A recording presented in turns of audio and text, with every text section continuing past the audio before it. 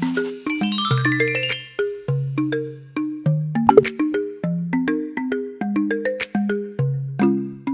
kayo? Nandito ulit tayo sa ating YouTube channel na Matlahat, kung saan ating pinag-uusapan yung mga theories and principles ng math para sa mga high school at college students.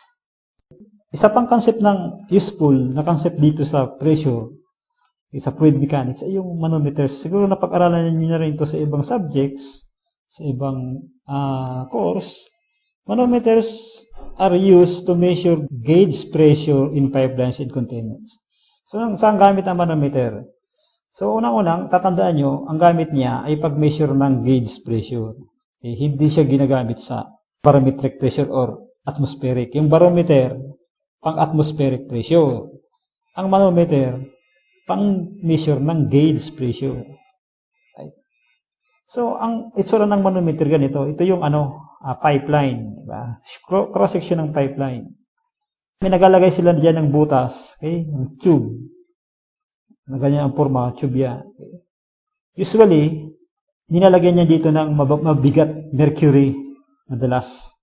Yung mabigat na liquid. Kasi ang mercury kasi, liquid metal siya, mabigat siya eh. So, itong kulay yellow naman ay any fluid na nagdadaloy dun sa pipe or nasa container. Pwede siyang air, pwede siyang water. Basta anything na lighter than the mercury. Ito. Kasi pag heavier siya ng mercury, mali yan. Yung mercury, itutulak yan. Halo yan. Basta napapasok yan dito. Kasi kung heavier ang mercury, hindi yan papasok dyan. Pero kung lighter yan, unti-unti yan papasok dyan, di ba?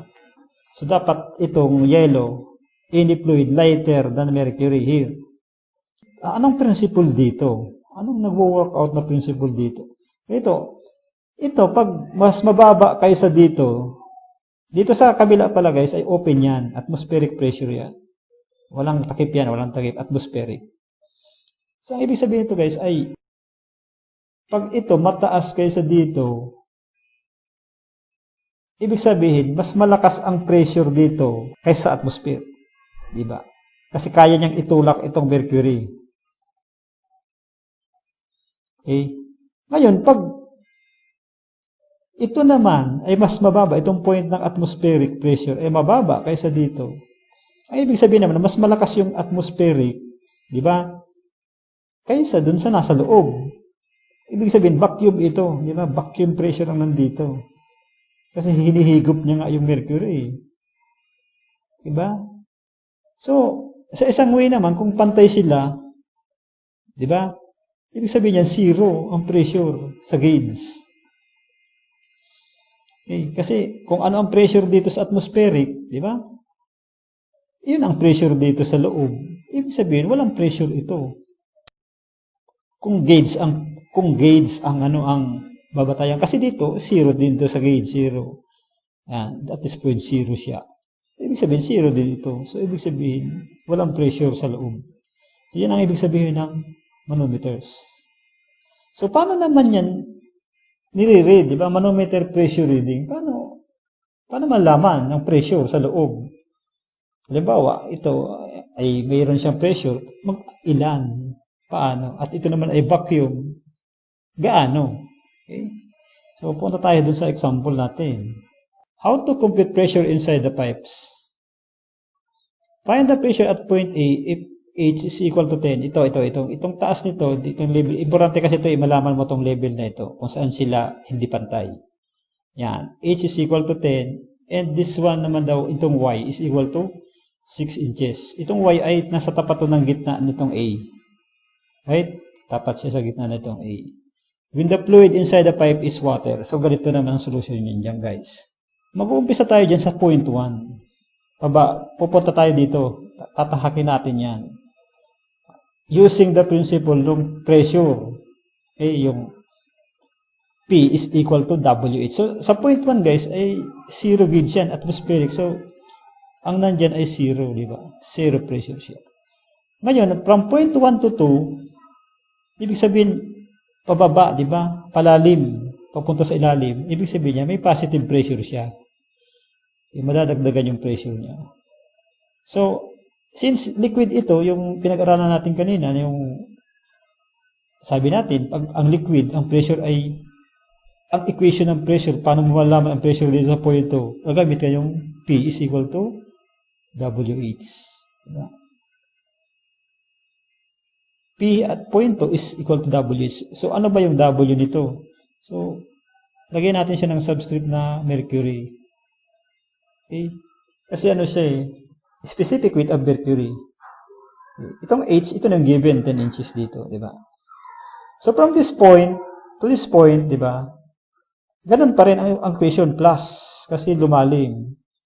Okay, W pa rin ang mercury times yung H. Ano ba yung height naman ito? From point 2 to point 3, X. So, ang multiplier niya ay, ang depth niya ay X. So, from this point na 3, hanggang uli dito, sa tapat nitong point 2 ito, o anong nangyari dito? Bumawas yung pressure kasi paitaas. Diba? So, minus. So, pag padagdag ang pressure, positive. Pag pababa ang pressure ay negative. So, minus, ano uli yan? Yung W or omega HG ito. Sorry. So, omega HG. So, ano uli yan? X. Diba? So, yung equation natin. So, pagdating dito, ito na yung fluid, diba? Yung water. So, negative uli. Papunta sa itaas eh. Diba? Papunta sa itaas. So, from this point to this point, papunta siya. So, minus. Pagkaiba lang, iba na yung fluid niya. WH. So, water na, diba? Kasi ang titignan natin, when inside the pipe is water. So, diba? So, anong height niya? Y. So, that is your pressure at A. So, ganun yan guys ang equation. So, dito, may kita nyo sa mga equation natin, meron siyang makakancel, diba? Ito, WHG A, X minus WHGX. So, 0 siya. Cancel na siya, diba? Itong dalawa. So, matitira mo dyan ay, ito ay 0 din. Matitira natin dyan ay W, okay, HG, okay, ito yan, 1 to 2. Nakikita nyo, na-cancel ito, diba? Nagbumaba, tumaas. Parang nag-cancel lang yung dalawa, di ba? Lumalim ka nga, pagdating naman dito, same height, lumutang ka, so pares lang yung pressure. Dumagdag dito yung pressure, bumawas naman siya dito, so na-cancel. So natitira itong sa may 1 to 2, ito yung 1 Hg, so H. So, ang isa pang natitira yung W of water times W of Y equals to PA. So, by substitution, guys, so PA is equal to, yan. Ano yung WHD natin? So, for mercury, ang W niya is equal to, that is equal to 0.491 pound per cubic inch. Okay. Or pwede rin yan yung kanina tinuro ko sa inyo na yung 62.4 sa tubig, di ba? Pound per cubic feet. Di ba? Times 13.6. Specific gravity. Walang unit yan, 13.6. So ito, pag minultiply mo to, right? In pound, makakakaroon ka ng pound per cubic feet. Pero kung gusto mo siyang pound per cubic inch, ika-convert mo yung cubic feet sa cubic inch, makakaroon ka ng 4.91. Okay. So, dito, by substitution, ito, right? This is 4.91. Okay, ano yan? Pound, pound per cubic inch. So, multiply mo siya ng height niya na 10 inches. Okay, minus. So, sa water naman, guys, so, ito for mercury, di ba? Sa water naman, ang specific weight ng water in pound per cubic inch ay equal to 0.036. Okay? 0.036 yan. pound per cubic inch. Cube yan. So, i-multiply mo naman to, alin, saan? Dito, sa y, di ba? Yung value ng y. So, 6 inches. Okay? So, ang pressure niya is, magiging siyang pound per square inch kasi yung inch dito, makancel, isa, mababawasan to ng isa, ganoon din dito. So, this is equal to 4.694 PSI. Pound per square inch. So, ganoon guys yung solution niya. So, di ba na find the pressure at point A. So, yun. This is your answer, PA. Yan. Okay? So, next example here, meron pa tong isa. Guys, ang tanong naman dito sa isa, find the pressure at point E if the fluid inside the pipe is air. Okay?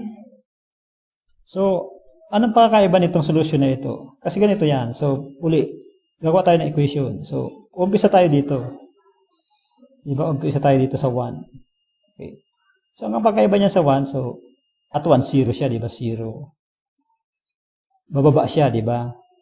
Bababa siya minus, or plus, WHG times X. Bakit ganito ang equation natin? Ang kinukuha natin na equation niya yung P is equal to WH. Yung X dito ay yung H niya. Yung height, di ba? So, pababa siya plus. So, from this point naman to this point, diba yung kapantay nito, minus, di ba? Tumaas siya. So, WHG. Ano yung height uli? X uli. So, makikita nyo, magkakansila naman yung dalawa, di ba? Yung pababa, yung paitaas, cancel, di ba? See, this one is minus this one, so cancel. So, ang importante itong dalawa, di ba? Ito. So, meron siyang minus. Susunod, di ba? W or omega HG multiplied by H. Then, minus uli. W of air. Okay, air na siya, air. Times Y. Is equal to PA. Alright. So, makikita din dito sa equation, dito, cancel na to, di ba? Cancel dito. This one, minus this one, cancel. 0, wala na din. So, matitira dyan ay negative W of HG times H minus W of air, diba? Times Y is equal to PA. So, makikita nyo dito, sabi ko nga sa inyo, yung air, napakaliit ng W nito. 0.001225. So, negligible. I-multiply mo pa sa napakaliit. Okay? Ito ay pwede na itong i-neglect. Okay? Negligible ito. Pwede mo itong alisin. Okay? So, ang matitira dyan ay PA is equal to negative W of HG. Sorry, HG. Capital letter ang H. Times the height. So, ito na lang ang kinukompute mo. Column na ito. Pero negative siya kasi nga, paitaas. At makikita nyo naman, di ba kanina, in-explain ko to sa inyo na pag mababa ito kaysa dito, vacuum yan. So, negative, di ba? Negative pressure is vacuum. So, ganun lang. Pili mo nang makompute yung pressure at A. So, negative 0.491. So, pound per square inch multiplied by 6 inches is equal to negative 2.95